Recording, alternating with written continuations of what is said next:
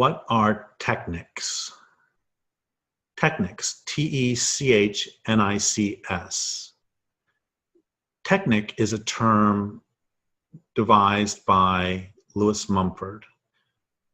And his fundamental, his start-off point for that was that technologies don't emerge from a vacuum. It takes a certain mindset to create a certain technology, and then once that technology is created, it leads to a certain mindset. So in order to, another way to look at this is that the Tolowa Indians did not invent backhoes, they didn't invent chainsaws, they didn't invent refrigerators, and it's not because they were too stupid, it's because they didn't have a mindset that led them to find those technologies necessary or desirable, and so they never invented them. For example, if you live where there are salmon runs more or less constantly, and so there is lots of salmon you can eat more or less constantly, and if salmon are delicious, as they are, why would you possibly need refrigeration? The meat stays much fresher in the river itself. So you catch them, you smoke them, you eat them. There's no need for refrigeration.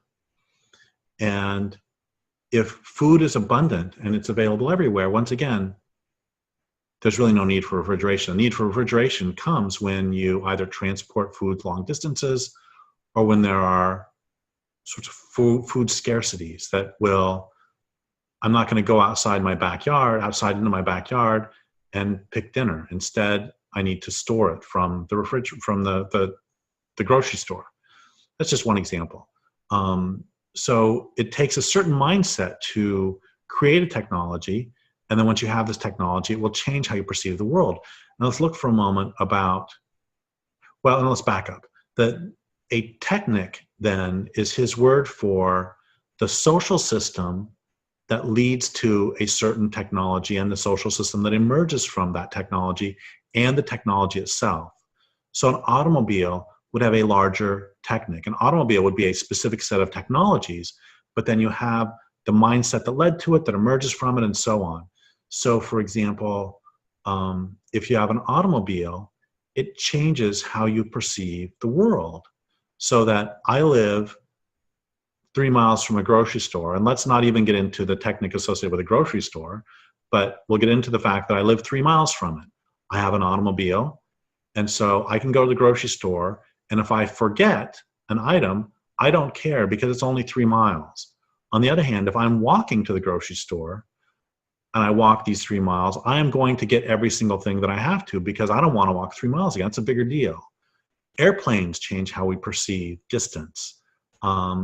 Suddenly flying from Crescent City, California to Philadelphia, Pennsylvania is a one-day trip, as opposed to without that technology, it would be presuming it ever happened, it would be a trip of months. It would take you a long time to get there. So technologies change how we perceive geography. And this ends up getting to be really important for any number of reasons. One of them is that Lewis Mumford wrote this extraordinary essay called Authoritarian and Democratic Techniques. He wrote this in the early 60s, and I highly, highly, highly recommend that you turn off this video, you go read the essay, and then you come back. The essay is only 10 pages. It will take you 10, 12 minutes to read. Extraordinary, one of the most important essays I've ever read. And in this, he talks about how techniques can fall into two basic camps. They are authoritarian techniques and democratic techniques. And authoritarian techniques will arise from and lead to authoritarian power structures. And democratic techniques will arise from and lead to democratic power structures. These are the techniques themselves. It doesn't matter if you're nice, it doesn't matter if you want to have democracy. If you have the technique, you're going to have the authoritarian power structure. I'll give some examples that should make it clear. That first off, if an item is something that you can make yourself and that no one can control you because of this, then it is probably democratic. So, for example, basket weaving. No one can control whether I can or cannot get access to sedges, reeds, bark, the various items I need to make a basket. That doesn't mean that I can't stink at it. There can be people who are excellent basket makers and people who are terrible basket makers. I'm not saying there's not skill involved. I'm saying no one can control my access to baskets. I can make them. Another example of a democratic technique would be bows and arrows, that anyone can create a bow and arrow if you have access to the wood, to the material for the string. And on the other hand, a gun would be an authoritarian technique because it requires mining. And if you require mining, that means that you require somebody to go into the mines. And mining has been historically so horrible that the only way you can get people to go into them is by enslaving them or capturing them, you know, the captive slaves. And so if something involves mining, it's probably going to be an authoritarian technique. So we can, oh, here's another good example, is that passive solar is a democratic technique in that anyone can align their home to the sun. Honeybees align their home to the sun. I'm sure that lots of non-human animals align their homes to the sun. And on the other hand, solar photovoltaics require a mining and transportation infrastructure, which means if you want to have a mining infrastructure, if you want to have solar photovoltaics, it means you have to have mines. It means you have to have somebody to police the mines. You have to have a military in order to steal the land for the mines. You have to have a military and police to force people into the mines. You have to have a transportation infrastructure that allows you to transport the mined materials to the place where they are sent. You have to have police all along the way to guard the materials as they're being transported. And so it's a great example of this is several years ago, I was being interviewed by a journalist for Nature Online magazine. And he was a dedicated Marxist, he told me, who believed that you could create an industrial society with cities where everyone had only voluntary economic exchanges. And I said, no, you can't. And he said, yes, you can. And I said, okay, you have cities, right? And he said, yes. I said, so how do you have transportation in cities? He said, we all get on buses. You have a great mass transport system. I said, what are the buses made of? He said, metal. I said, great. Where do you get the metal? He said, mines. I said, great. How do you get people to go into the mines? He said, you pay them lots of money. I told him all the stuff I said just a moment ago. And I said, but I'll give you that. You can just pay them lots of money to spend their lives down underground. It's just horrible for them, but they do it because they get lots of money. I said, but also mines inherently pollute rivers. And he agreed to that. And I said, okay, so what do you do about the people who live along the river? He said, well, you pay them to move. I said, but what if they don't want money? What if they have lived by this river for 5,000 years and the river is their life and their ancestors reside here underground, and so they refuse to move? He said, we pay them more. I said, no, they will not leave their ancestors. What are you going to do? He said, how many of them are there? I said, I don't know. What does it matter? There's 400. He said, well, the people in the city vote. You have 1 million people in the city. They vote to kick the people by the river out because they need the mine. They need the materials from the mines to make their buses. So I said, you have moved in less than a minute from purely voluntary exchanges to empire, land theft from the indigenous, and genocide, all so you can have buses for mass transportation. And these are inherent in the technologies.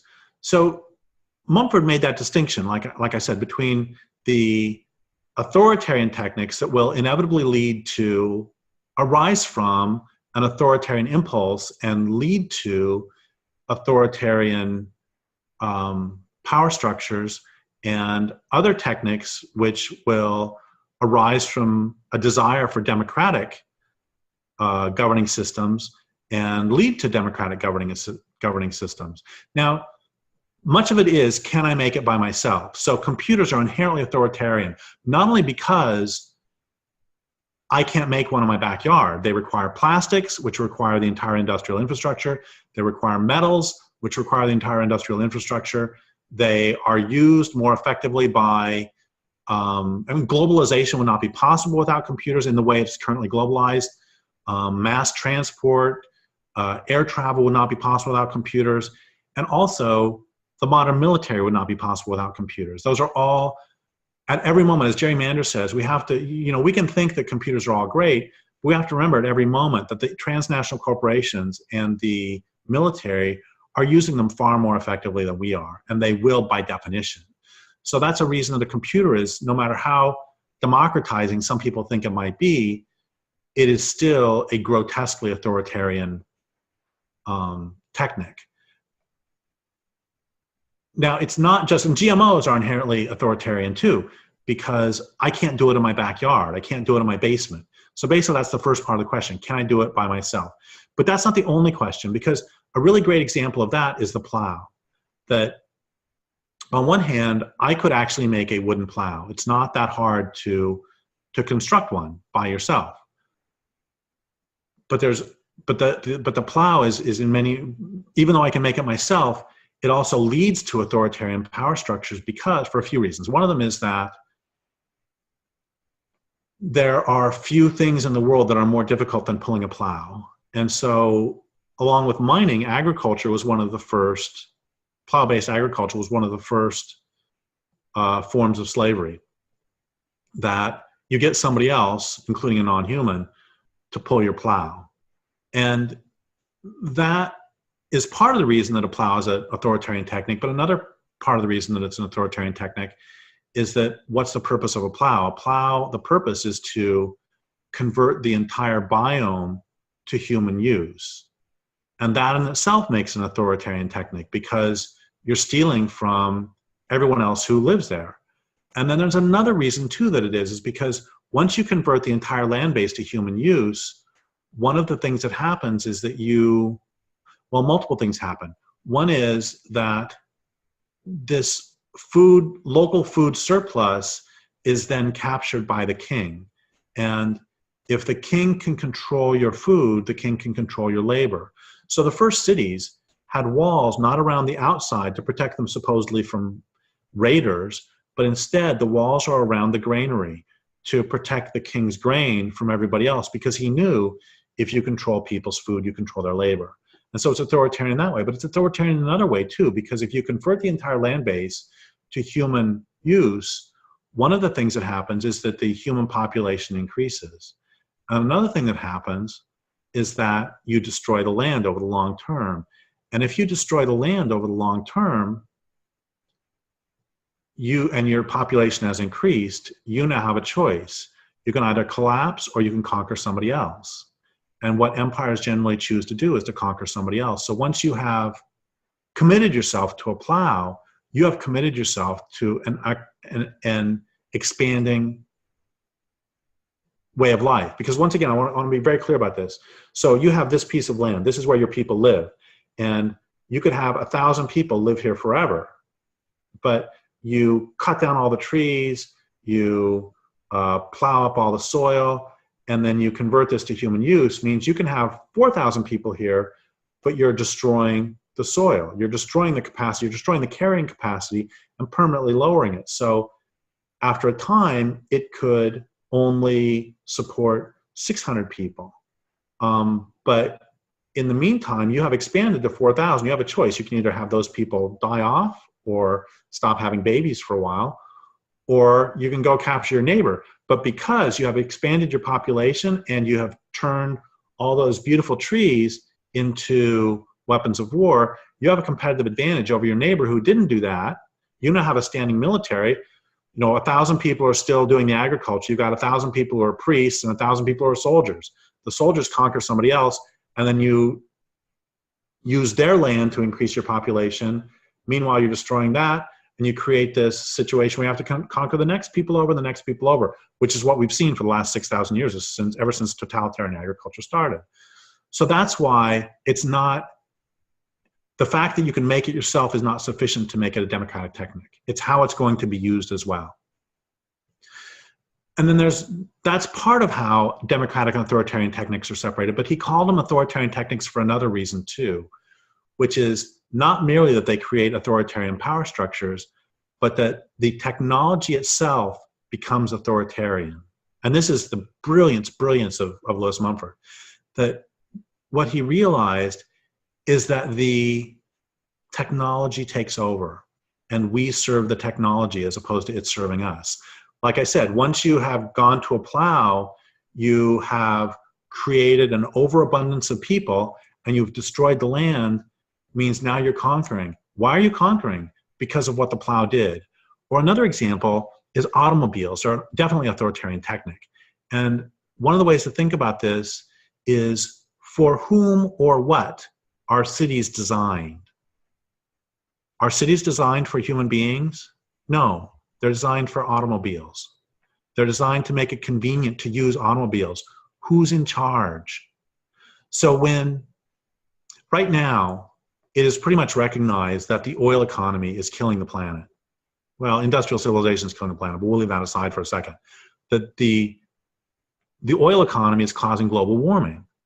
And global warming could quite possibly kill the planet. At the very least, it's currently recognized it's killing the oceans. It will probably inundate major cities along coasts everywhere. Okay, so if we care about human beings, let's say we don't even care about the oceans, but we care about human beings, and we have some things that are happening that are leading to the inundation of New York City, you would think that you would go, gosh, let's stop doing this thing that's leading to the inundation of New York City. But we can't, because we are enslaved to the oil economy. The oil economy is actually what's in charge. And it's the same with industrial civilization killing the planet.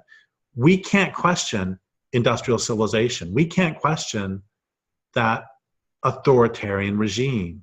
We are serving it. There's a great line by Frederick Winslow Taylor, the guy who came up with Taylorization, which is the process of rationalizing or making very straightforward the processes of many parts of industrialization. For example, McDonald's, do you have somebody making a hamburger? He rationalized the process to get rid of all extraneous movements. That's another meaning of the word rationalize. It doesn't just mean to come up with, how do you rationalize the fact that I was, late for dinner? But instead, it also means getting rid of every extraneous consideration. So to rationalize a process of making a hamburger, you get rid of all extraneous movements. He did that. And he had this great line, which is, in the past, the man was first. In the future, the system shall be first. Another authoritarian technique is money. How many people work jobs they don't like? Lots. Why? Because they want to make money. Or rich people, Donald Trump, all them. Why do they do what they do? So they can make more money. I mean, Donald Trump, in terms of physical comforts, he has enough money to have physical comforts for the rest of his life. He's not going to have to work like people who don't have money have to do. But once again, who's in charge? Who's in charge is the money. Why are they doing, so many environmentalists ask, why are they trying to destroy this piece of ground? So they can make money. That doesn't make any sense. You can't eat money. You can't have sex with money. You can't, you can rub money against your face, but it doesn't feel good. You can't actually get anything out of money. Who's in charge? The money's in charge. The money is what's driving people to do all sorts of terrible things. Who's in charge? So the techniques themselves run away from us, and they get out of our control, and they're actually running society. So as a friend of mine says, a doctor friend of mine says, the first step toward cure is proper diagnosis. And or to go a different direction, Robert Coombs said that unquestioned assumptions are the real authorities of any culture. You can't stop cars from running our lives without recognizing that they're running our lives. So the first step for people is to recognize that these authoritarian techniques are in fact in charge.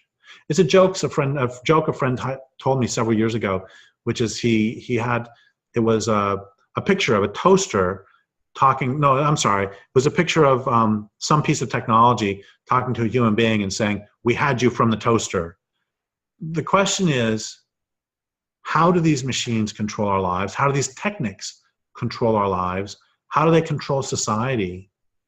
You know, another example of this, and this happens all the time, technological so-called progress, which I call technological escalation, is another example of this, that so often, whenever someone develops some idea, genetically modified organisms or pesticides, we say, gosh, we have to think about whether this is actually going to be released into the world.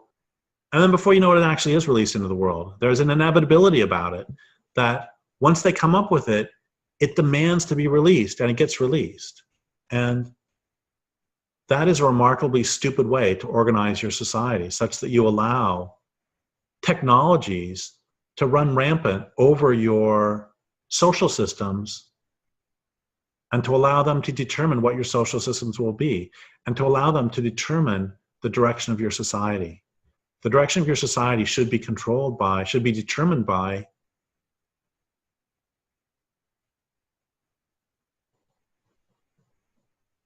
what is best for human and non-human life. So, I guess long and short, this is not a particularly strong ending, but long and short of this is that people need to be aware. When people say that a piece of technology is simply a piece of technology and you can use it for good or ill, that's just not true. Any piece of technology carries with it some profound assumptions and profound implications for your way of life. And we need to be aware of those, and we need to reject especially as a society, the authoritarian techniques that have been running this culture and that have been running the earth into the ground for the last several thousand years.